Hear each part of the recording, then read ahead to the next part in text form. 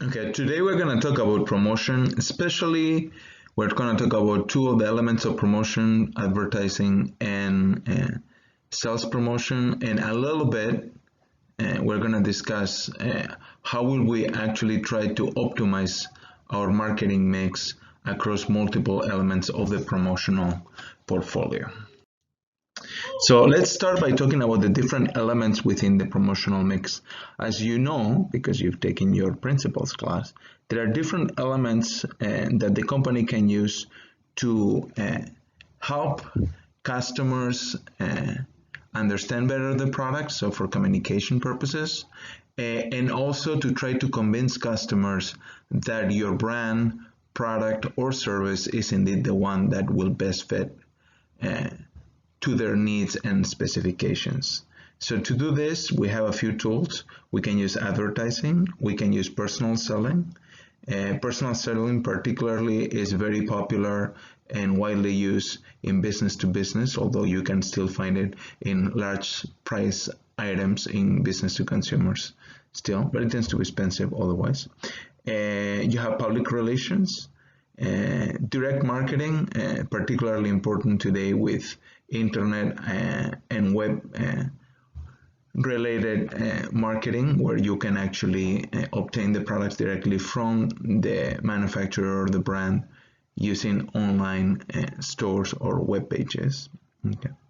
And sales promotion. Okay, we're going to focus on these two elements, and mostly the reason why I'm going to do this is twofold. One is they are at the core of the case that we're going to do on Thursday, but also because indeed they are probably the most dissimilar when it comes down to the effects that they actually have in how consumers perceive the products and especially the brands.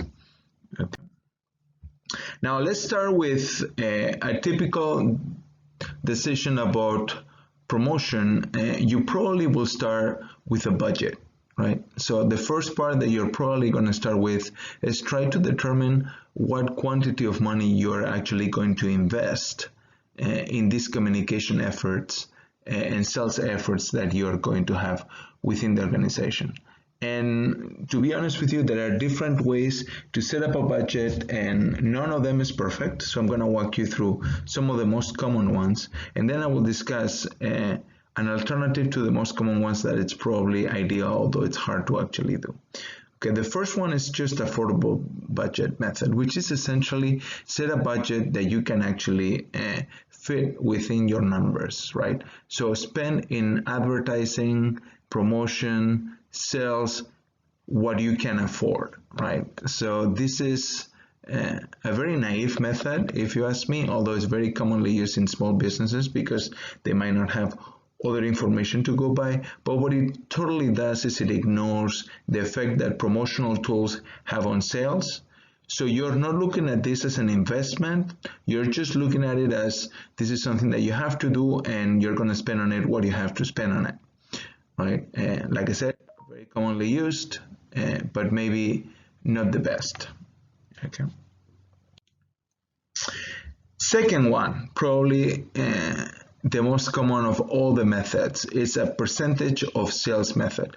So what a lot of organizations do is they set up a target of what percentage of their sales they should actually reinvest for advertising, promotion, etc. Okay.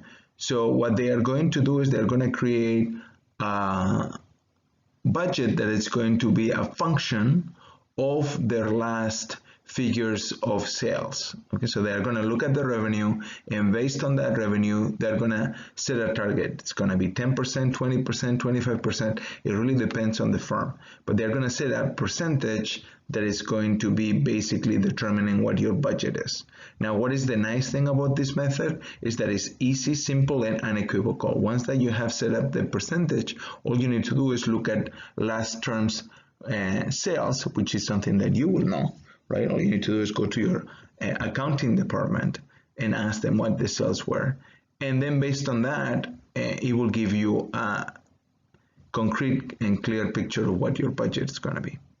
Now, what happens with this is that because a lot of firms set their advertising budget and promotional budgets using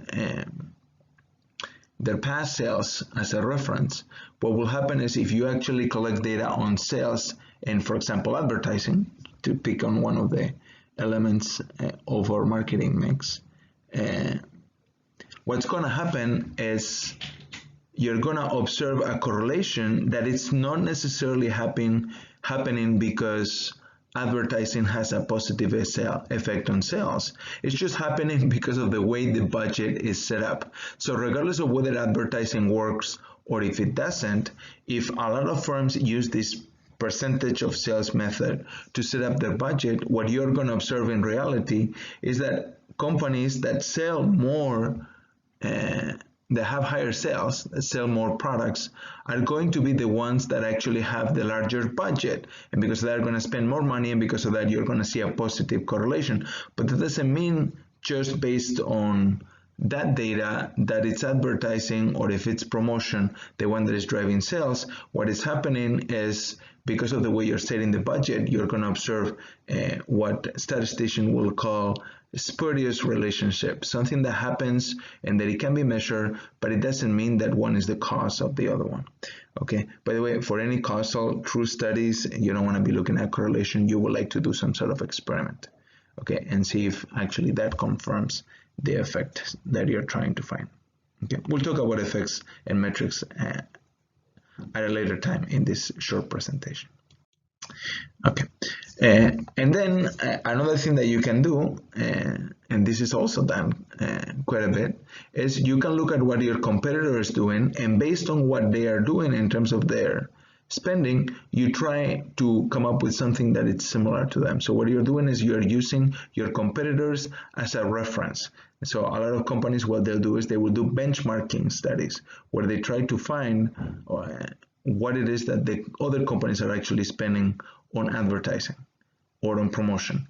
And by the way, most of the public companies, what they'll do is they'll report at least some aggregate figure of their advertising and marketing spend. So you might be able to ascertain some of that from that, but you might need a benchmarking study if you're interested in what a particular brand has in terms of advertising support, right? So it's a method like all the other three before that has a rationale, but the rationale assumes that your competitors know how much advertising or how much promotional spending you should actually have in the marketplace. And if their advertising or promotional spend, it's their budget, it's off, yours will be off too. So this is assuming that other companies are doing the right thing, which if they are all following the same rationale, it's really not going to lead to anything positive for anybody in the industry.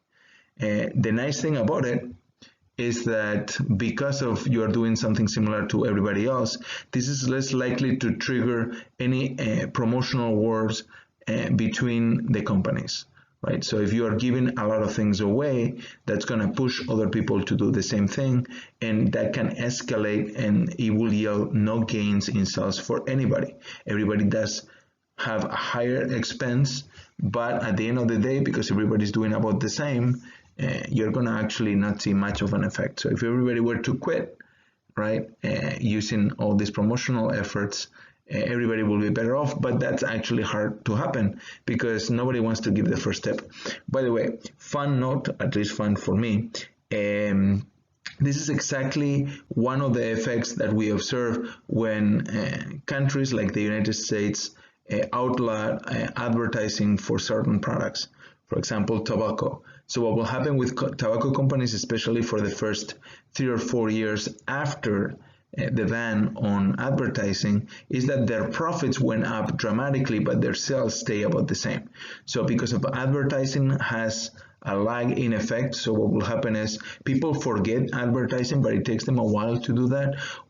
All the advertising that these companies have done over the years still will have an effect, and because of that, their sales didn't start dropping until several years after the ban on advertising. And because of that, what this triggered is an increase in profits for everybody, because now they didn't need to spend that money in advertising, but they still had sales that were pretty high. Now, over time, what has happened is this has hurt the companies because their sales had tapered down substantively, but it has taken years because there is a strong lag. People still know all these brands and they still have a pull in the marketplace. Okay, and other than those three different strategies for setting up your budget for promotional spend, I will argue towards the end of this presentation that the optimal way to do that, it's not looking at your competition, it's not looking at what percentage of your sales you are basically allocating. You shouldn't be looking at what you can afford. What you should really look at is what effect does this promotion have on sales and in any other positive metrics that you're interested in impacting, and based on that make a conscious choice about how much money you're going to spend by looking at its effectiveness, not necessarily by looking at what your competitors are doing or how many products you sold last term. Now, having said that, how are you going to spend your budget? Well, there are conceptually two very different strategies that you can follow. Okay, one of the strategies focuses on the final consumer for your product or service. Okay, the other strategy, and by the way, that was a pull strategy. The other strategy focuses on the channel. So it focuses, for example, on your retailers or wholesalers that compose the channel of distribution that you have from your products and services to the final consumer. And the strategies are conceptually very different. The push strategy, which is the one that focuses on the channel of distribution, what it does is it tries to provide the channel incentives that will be, for example, retailers like Walmart or Target, right? And it gives the retailers incentives to basically carry your product and put more effort into your product. How do you do that? For example, you could just provide a discount to the retailer that will be a discount that will get bigger the more units that they actually buy. That's called a quantity discount, right? So in that scenario, what you're doing is you're incentivizing a retailer, for example, to carry more of your product because it becomes cheaper for them the more product they sell. So because of that, they are going to display more of your product on the shelves, or they are going to maybe do other promotional efforts at the point of purchase that will induce people to buy more of that product, because the more product people buy of that product, the cheaper that product becomes for them, and hence the more profitable they are. So what you're doing is you're hoping that the retailer is going to push your product into the consumer. Okay, that's one strategy. The other strategy is a pull strategy, which is a polar opposite. Instead of relying on your channel of distribution, what you're going to do is you're going to directly communicate to the consumer, who is the person that at the end of the day is going to be acquiring the product or the service. Okay, so the producer, who is us, is going to go directly to the consumer. And now you're going to tell the consumer all the reasons why they should buy your product or service, right? So for example, a typical effort that will be involved in pull strategy will be advertising, right? And the idea behind this is, as the consumer gets excited about your product, it goes to the retailer and ask for the product. If the product's not on the shelf, hey, you know, I'm interested in this product, maybe you could carry it, right? Or if it's in there, it just goes and buys it, right? And then this will translate to more product being demanded for the producer, right? So these two strategies are in many ways polar opposite of each other. It's not an either or proposition in real life, so you're going to have a mix of both of the strategies happening in reality, but you need to understand that these are conceptually distinct, and as I'm going to talk about later, the effects that they actually have many times, because the kind of tools that they involve are very different. Now, what are those tools? Well, I'm going to talk mostly about two, like I mentioned.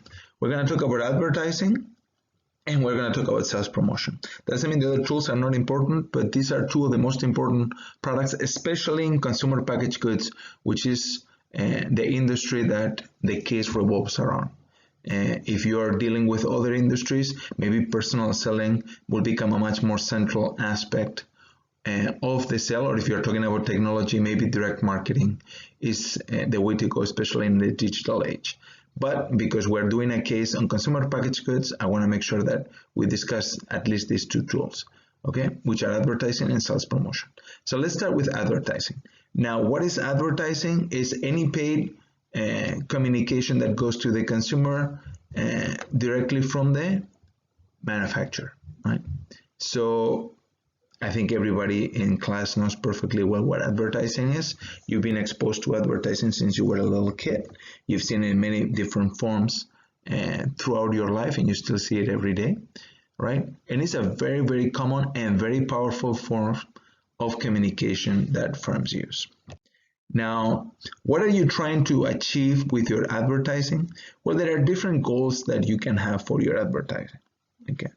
But here you have the three main goals, although it could be that you might have some side roles other than this, but these are, I think, the most important ones. One is to inform customers. About what? Well, about many things, but oftentimes about benefits about the product or service that you're selling. So, right, so you're trying to convey what are the key reasons why people should actually buy your product. That's the kind of information you can have. Another type of information that you could actually also convey to the public is reminding them that they should actually buy the product or the service. So maybe you're just informing them about the availability of the product, where they can find it, etc., etc. This is not necessarily trying to convey benefits, but actually reminding customers that they should actually buy a product. This is especially the case in product categories where the goods or services are not particularly exciting, right? Things like insurance, for example, or the case where you're talking about a product that is, it's not maybe something that people are excited about buying, like baking soda, right? Also, you could inform customers or alternative uses for the product, okay, which might be important when people don't see a reason to actually buy. Then the other function, and sometimes the key function of advertising, is to persuade people. It's trying to convince people that your product is indeed the one that is going to fulfill their needs in the best way in the marketplace, right? So this is the idea of persuasion, is to push people beyond the interest into some sort of positive action, going and trying the product, or going and actually buying the product for themselves or others. And then finally, reminding, right? Reminding people that the product exists. Like I said, this is something that is particularly common in mature markets where people already have the product or they have bought the product in the past, but sometimes they need a little reminder that, maybe it's time to buy the product again. Now, having said this, advertising in itself has a whole host of processes behind that you will have to execute in order for that advertising to be successful. You have here the usual chart, right, that starts with some objectives and determines a specific budget for that advertising space. So for the whole budget determined for the promotional mix, a portion of that will be decided to be used for advertising. So what portion will be a function of those objectives that you have set up here. Okay, I'll talk more about objectives a little bit later. Okay, and then after that, you're going to have to make some key decisions. First is going to be the message. Now, for the message, I will argue the most important input is going to be your positioning strategy. So this is going to come afterwards. Now, remember that from a strategy perspective, before you jump into advertising, you need to have a clear positioning in mind. And that theme is what's going to dictate what the message is going to be. Now, there's a difference between positioning and messaging. I think I've already mentioned this before, but just in case. Messaging is how you articulate your positioning. Okay, so there is a slight difference. One is the concrete message that you're using. The other one is the overall, more abstract figure of what you're trying to achieve, right? So if you're a car company and you want to be positioning your brand as the performance car, the messaging aspect of it will go into specific reasons why your car is or your brand is a performance brand, right? So maybe you will cite objective issues like, for example, acceleration time, speed, anything that will give you credence into this performance positioning. Right? But there are different ways to convey that message. So the message is more specific to the campaign, whereas this whole performance positioning is what you're trying to achieve overall across all your marketing not only the advertising but any other promotional efforts that you're actually engaging in. So for example, if you're training salespeople, because the car is actually usually sold through a salesperson, then the messaging from the salesperson should be consistent with that performance ethos that I was talking about. Okay. Then after you decide on the messaging, and you have done the concrete message campaign, which by the way, most of the times in most firms will be outsourced to an ad agency. This is usually not done in-house. The marketing department, that's the budgeting and all the other things, but the actual messaging is usually outsourced. Then what you're going to do is you're going to make decisions about media. Okay. And so what I mean by this is, what channels are you going to use to convey this message? Okay, I'm going to talk a little bit about that, but it's not the focus of the case. So because of that, even though there is a lot that can be done when it comes down to media decisions, I'm just going to brush through it a little bit. And then finally, what you're going to do is check actually what impact you have with the advertising. This is probably the hardest part of everything, because measuring the actual impact of advertising is very, very difficult. There are some things that you might be able to do, like maybe try to ascertain a percentage of the sales increase that is uniquely related to advertising, but that is very, very difficult to do.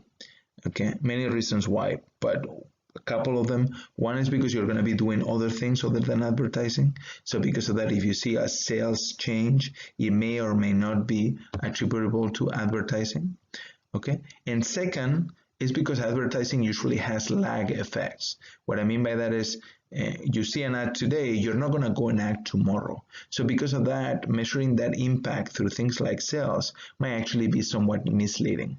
You might have to look at some other early indicators that will measure impact that go beyond just sales. Okay. So when it comes down to your advertising, one of the key aspects is going to be deciding basically on the reach, frequency, and impact that you're going to try to achieve in terms of metrics within the campaign that you're actually conducting, right? So let me show you a little bit what these things look like. So what is reach? Reach is a measure of what portion of the people in your target market, which needs to be obviously defined a priori, are going to be exposed to the ad campaign for a given period of time. So this could be in a week, it could be in a month, or it could be in a year. Usually, by the way, reach is not measured in years. It's usually measured in weeks or even days. Okay, so reach is some sort of measure that basically tells you what portion of the population you're actually getting to see or being exposed to the ad that you have created. By the way, when I say ad, it could be multiple ads. Many campaigns have multiple ads with similar things, so people don't get too bored with it. Okay, so this is reach. So this is what percentage show your message of your target market, not of the entire population. So this is all relative to the target market, okay, which obviously you need to define a priori when you're doing your strategy. Remember, you do first your segmentation, targeting, and positioning, then you're going to work on your marketing mix, which is what we're talking about today. Okay, good. Then you're going to look at frequency. What is frequency? It's a measure of how many times the average person is going to be exposed to the commercial or commercials that you have created for your campaign. Now, let me mention one thing with frequency is that for the most part, some people will tell you more is better, but there are diminishing marginal returns to frequency. What do I mean by this? So let me just draw a quick diagram here. Okay, if in the x-axis we have the number of repetitions of an ad, so this is the number of exposures, right, which will be your frequency at the bottom. Okay, and on the top you have some sort of metric of how much people like something, right? So this could be some sort of liker scale.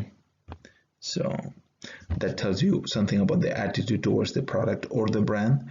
What you're gonna observe with frequency is that people increase their liking over time, But eventually what starts happening is additional frequencies will have a negative impact in your attitude. And the reason why is people get tired of seeing the same ad over and over and over again.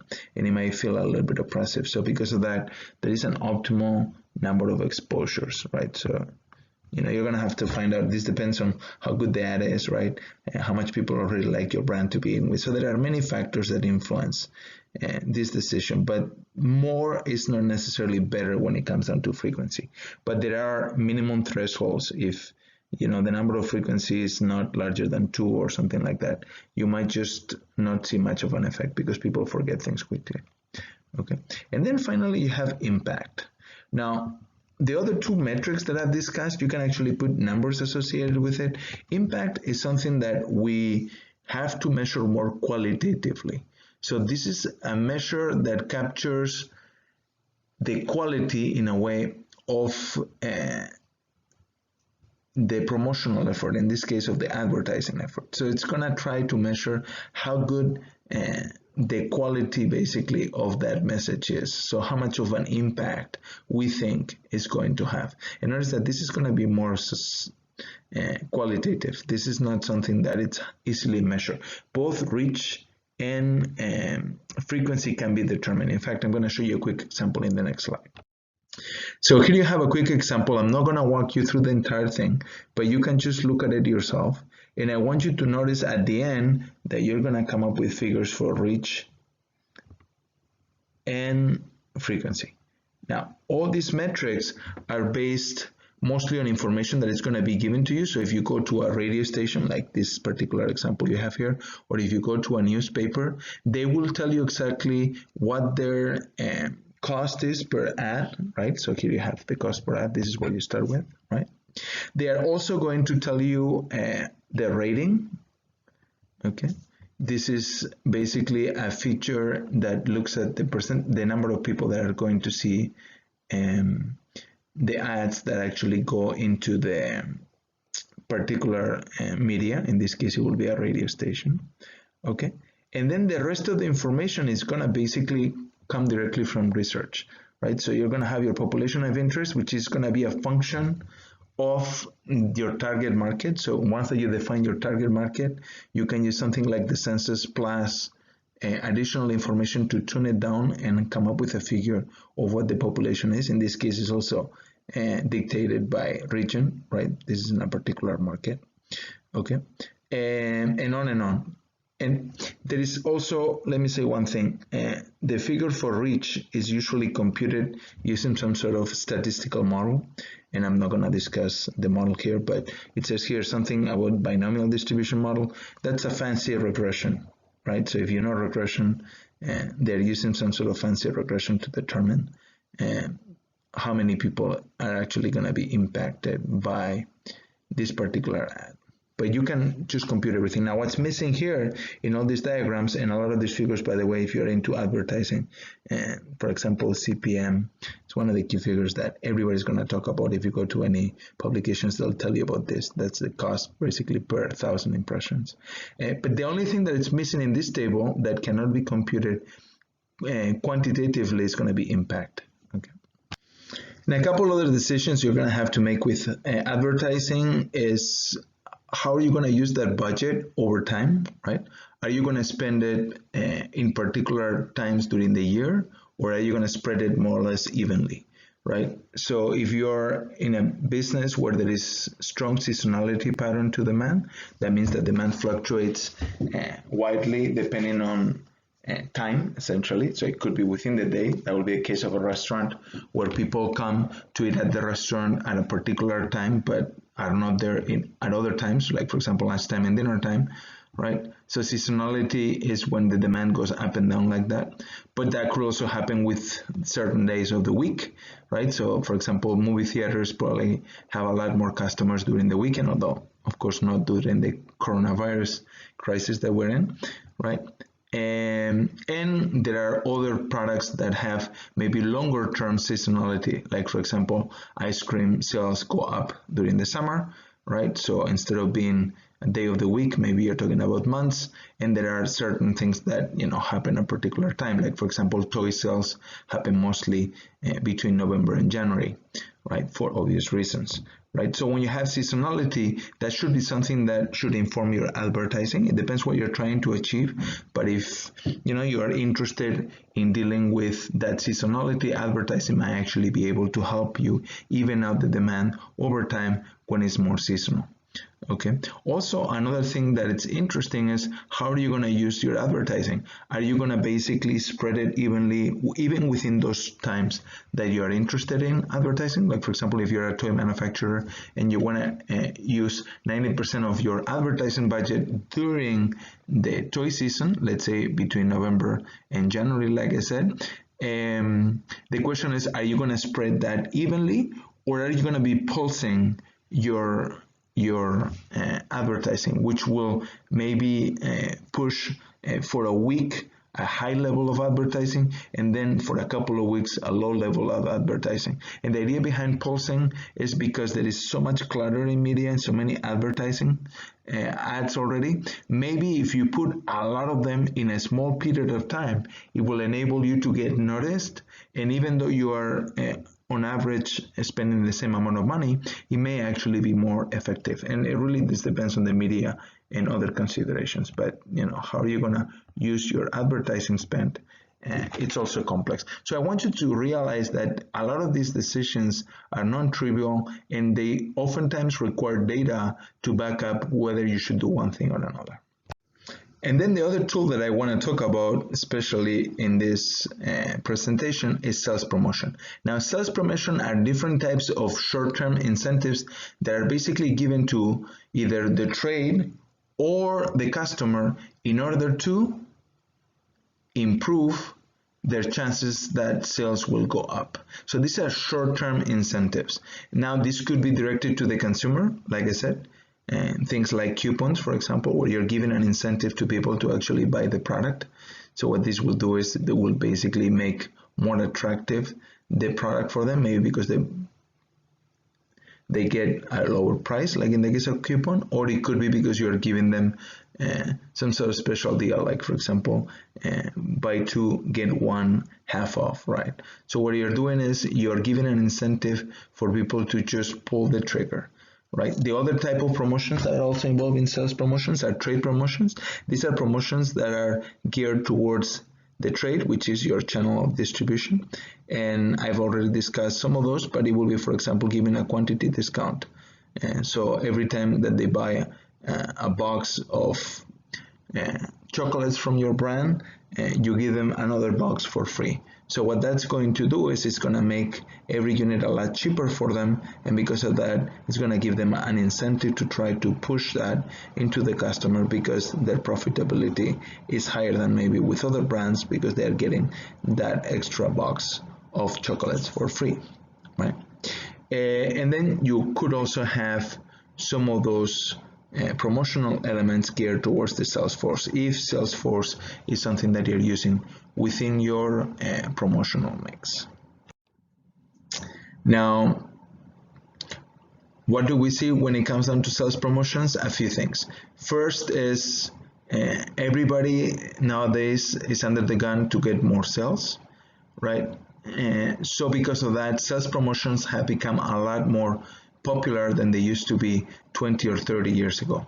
Okay, so there's a lot of competition, and because of that, sales promotions have come to the forefront pretty much in every industry. Okay, and another thing that also is triggering this problem with sales promotion increases is the fact that brands are less differentiated than they used to be. Especially you can see this because now there is a large number of brands that are using a positioning that it's around low prices. So you have a lot of store brands, for example, that are popping out. If you look at companies like Kroger, they don't have just one store brand, they have a portfolio of store brands that are actually used for different parts of the different product categories that the company is actually selling. As you know, Kroger is a supermarket, right?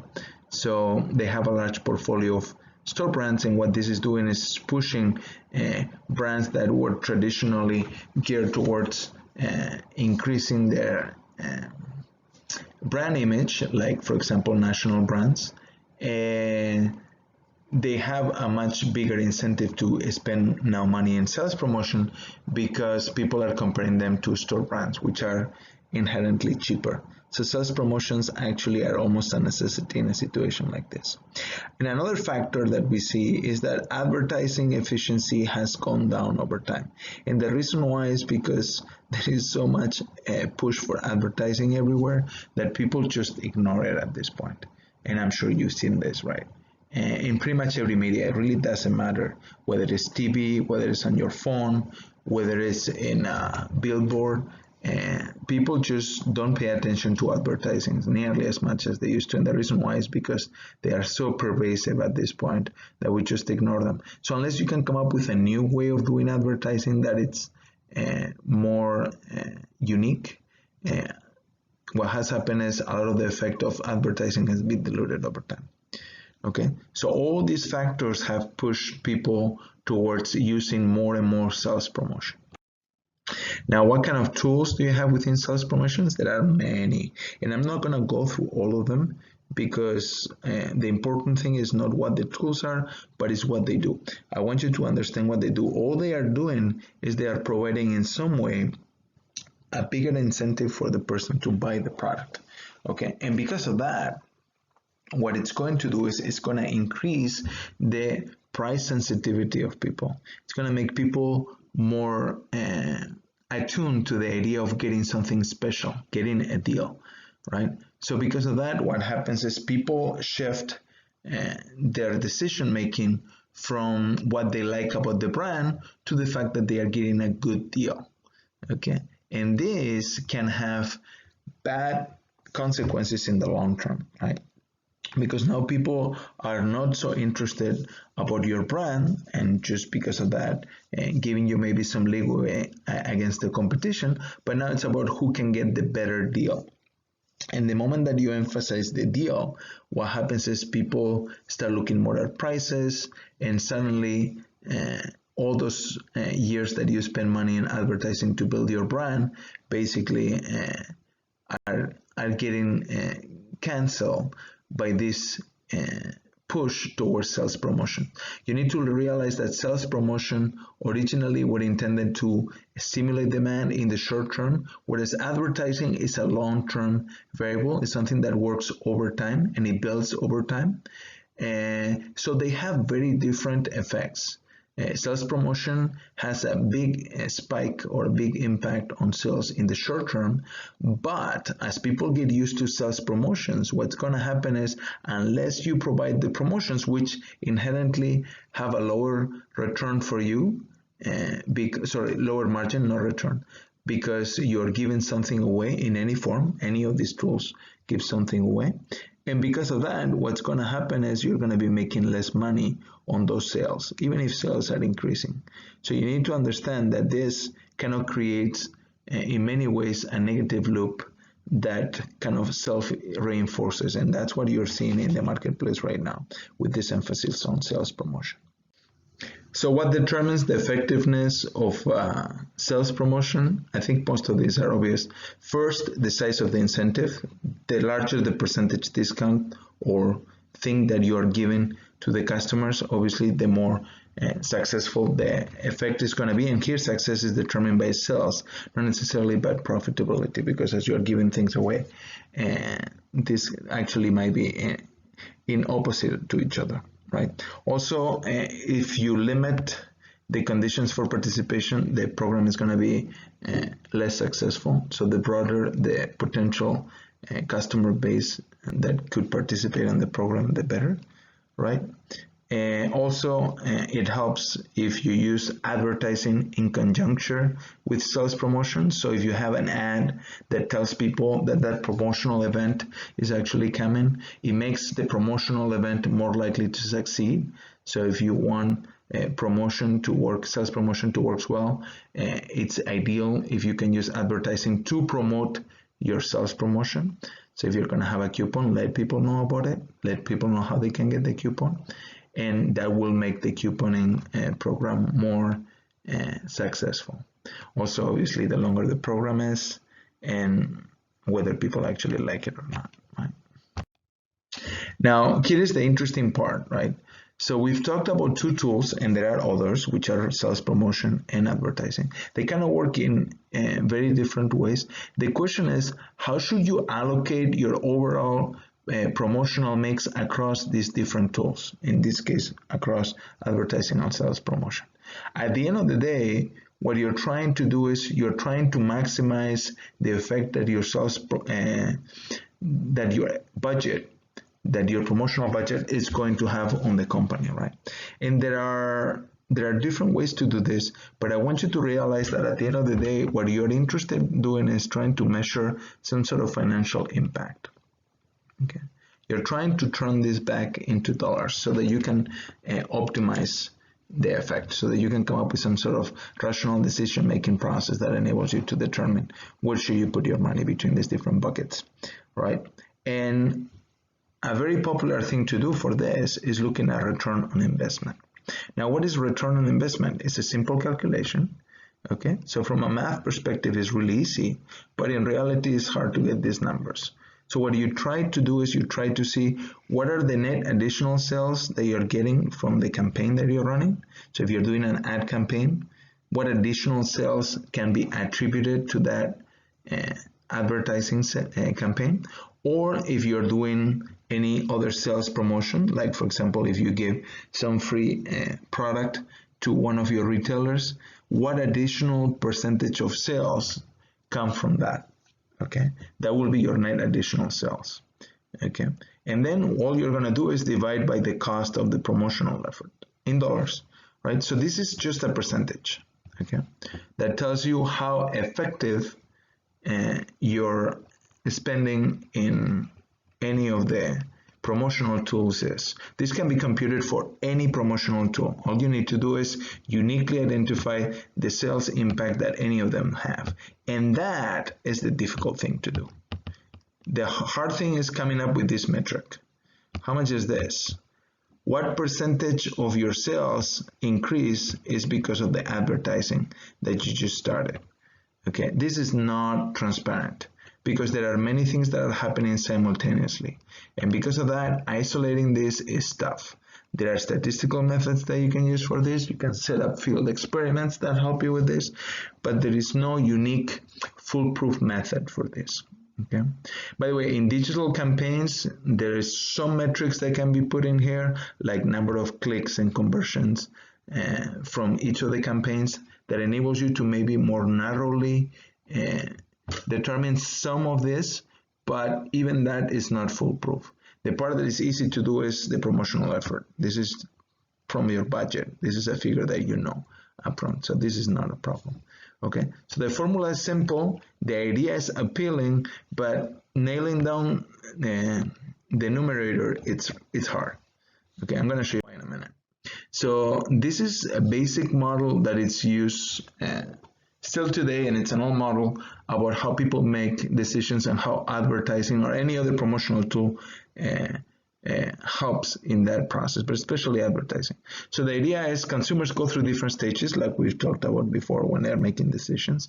So first, you're going to basically work on getting their attention, and here you can have metrics such as awareness, right? Where I cannot draw here. You get the point. Awareness. Okay, so you can use metrics like awareness that are going to be tapping into this attention getting, like people know about you, right? Then after that, people are going to start being interested in the product if you're doing a good job, or service, right? So you go from attention to interest, something that you will consider. So for example, if you're looking at a metric here, is whether you are part of a consideration set or not. Right? These are the brands or products that people are considering for their purchase. Okay. Then the next thing that you're trying to do is you're trying to get people excited about your product. You're trying to arouse desire, or going beyond interest, something that you really actually want. Right? And then finally, what you're trying to do is you're trying to push people to act on it. Right? And the way you do this is basically to have people maybe go and try something, right? That will be an action. Or even better, go and buy the product, right? So the interesting thing is I want you to realize that because there is a multi-step process here, any improvement that you can make at any of these stages is going to help you in the long term. The only thing is, it's very different what happens here and what happens here. And I want you to think about how these two tools that we have been discussing, sales promotion and advertising, work. I want you to realize that advertising is mostly pushing here, okay? And to a lesser degree in the other aspects, although it might actually to some degree, it depends on the ad and how it's structured, whereas sales promotion is mostly pushing here, okay? So because of that, at the end of the day, these two tools work very differently, okay? Advertising is going to help you build a brand, and sales promotion is going to help you increase sales, usually at the cost of moving the interest from the brand to the deal, okay? And that could have long-term negative impact, right? So in my experience, advertising, and by the way, this is based on empirical evidence in the literature, not just what I think. And if you're interested, I can give you some citations, but I don't have them on the slides. Advertising helps you build brands, whereas sales promotion gives you short-term gains in sales at the cost of brand equity, okay? Your brand becomes a little bit eroded because what you're doing is you're basically pushing the attention towards the price in the deal instead of the brand. So how you're gonna compute the ideal, how are you gonna do your promotional allocation mix? The ideal way to do that is coming up with a ROI metric, return on investment, that instead of only looking at sales here, it will also look at some of the other aspects that I was talking about, like awareness or consideration set probability, right? So this will be some sort of combination of multiple metrics, sales being one of them, okay? So some sort of impact metric that incurs here not only the gain in sales, but also the gain in awareness, the gain in probability of being considered, etc., etc. And some companies do stuff like this, but in the case, unfortunately, you're not going to have the data for this. But I want you to realize that return on investment is heavily slanted towards the short term. So because of that, you need to take it with a little grain of salt. That doesn't mean when you said use return on investment, you can compute that from the case, and it's a useful metric. But be aware that because you're not looking at all sort of impact, you're only looking at sales here. If you're creating the typical return on investment, which is you're going to be able to do from the case, this is going to be harder. But the nice thing about having at least some sort of ROI is that it's going to tell you where should you allocate more of your promotional mix. And the answer is in those tools that have a bigger return on investment.